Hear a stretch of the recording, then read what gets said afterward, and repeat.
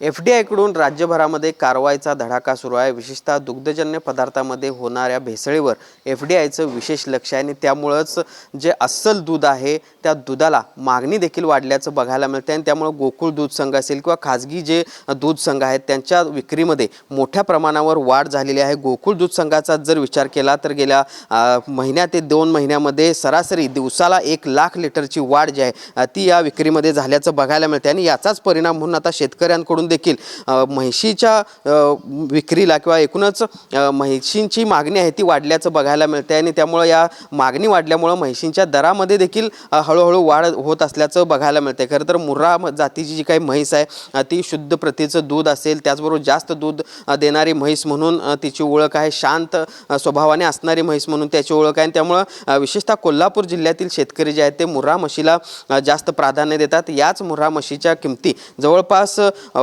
10 ते 15 हजारांनी वाढल्याचं बघायला मिळतंय।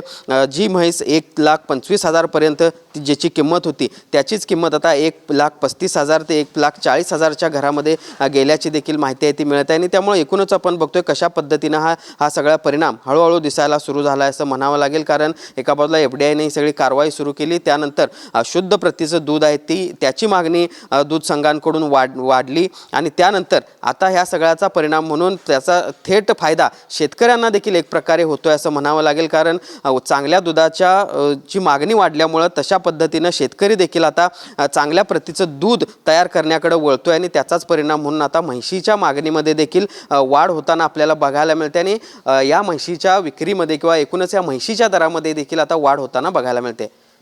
भूषण पाटील, TV9 मराठी, कोल्हापूर। आमचं गाव राधानगरी। जरा म्हशी माझ्या अनेक वाढवायचं 1-2 प्लॅन आहे।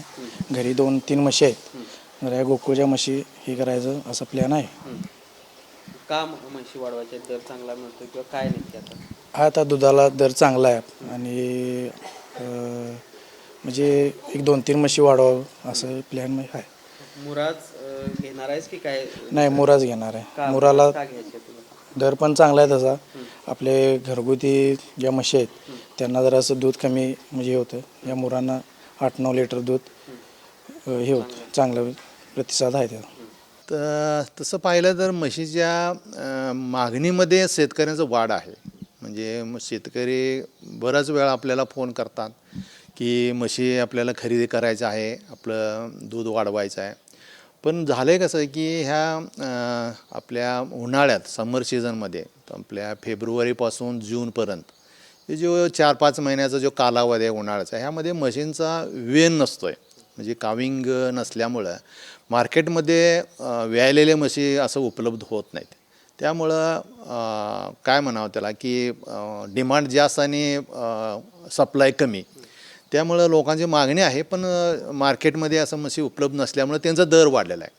दर कसं वाढलं आहे की ज्यांच्याकडे आता ऑलरेडी काही म्हशी आहेत, ते व्यायलेले आहेत किंवा गाभण आहेत, मग त्या म्हशींचं दर 15 ते 20 हजारनं दर वाढवून ते विक्री केलेला आहे।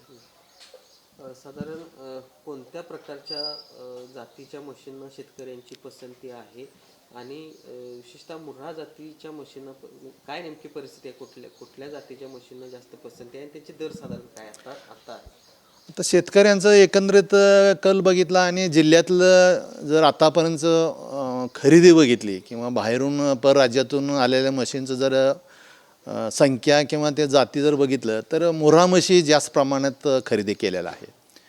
त्याचं कारण असं आहे की मुर्रा म्हशी एकदम शांत म्हशी आहेत, म्हणजे कुठं मारके नाहीत। दुसरी गोष्ट, ह्यांचं दुधाचं कालावधी 7 ते 8 महिने, म्हणजे 210 ते 240 दिवस यांचं दुधाचं कालावधी आहे। दुधाचं यांचं त्या हे बघितलं आपण प्रमाण तर 2,500 ते 3,000 लिटर यांचं वेताचं दूध आहे। त्यामुळे जास्तीत लोक मुर्राच मागणी करतात। काही प्रमाणात जाफराबादी जो गुजरातला अमरेली, कच्छ, भुज ह्या गुजरात राज्यामध्ये राजस्थानच्या बॉर्डरमध्ये मिळतात त्या जाफराबादीला पण डिमांड आहे, पण जास्तीत करून मुर्राचं मागणी लोकांचं वाढलेलं आहे। साधारण दर काय आहे त्याच्यातले जे दराचे प्रमाण वाढतात ते नेमके किती वाढलेले आहेत किंवा वाढतात, कशा प्रमाणात ते वाढतात? ह्यामध्ये गाभण जर मुर्रा म्हशी असेल तर थोडंसं दर कमी आहे एक 10-15 हजारनं फरक पडतो आहे. आता आमच्या ह्या सेंटरचा जर विचार केला आपण जो सध्या बोलतो आहे की गोकुळ ॲनिमल होल्डिंग स्टेशन केरली NDDB आणि NDDB पुरस्कृत आणि गोकुळ संघामार्फत राबविण्यात आलेले.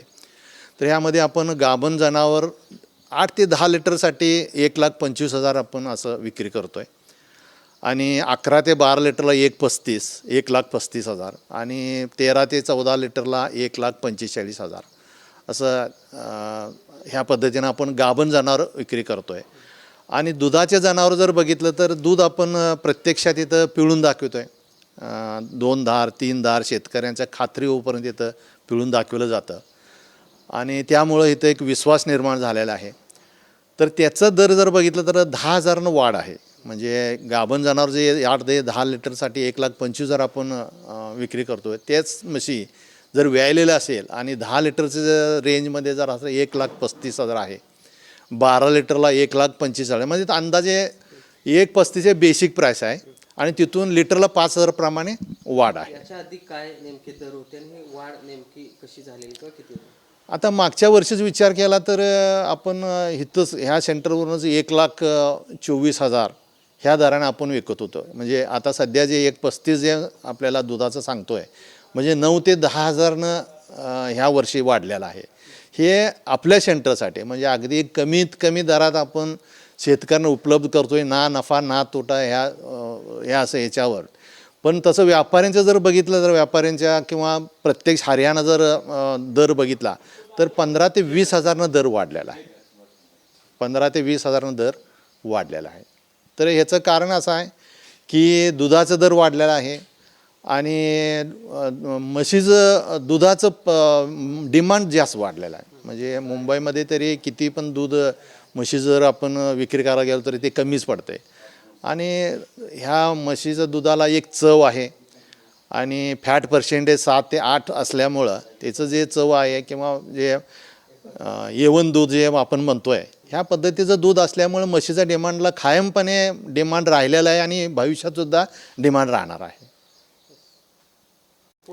हां, मी डॉक्टर उदयकुमार मोगले इथं गोकुळ ॲनिमल होल्डिंग स्टेशन केरली ह्या NDDB पुरस्कृत संस्थेमार्फत मी कन्सल्ट म्हणून काम करतो आहे. यापूर्वी मी गोकुळ दूध संघामध्ये पशुसंवर्धन विभागाचा व्यवस्थापक म्हणून काम करून तिथं निवृत्त झाल्यानंतर मी ह्या पदावर आता सध्या काम करत आहे.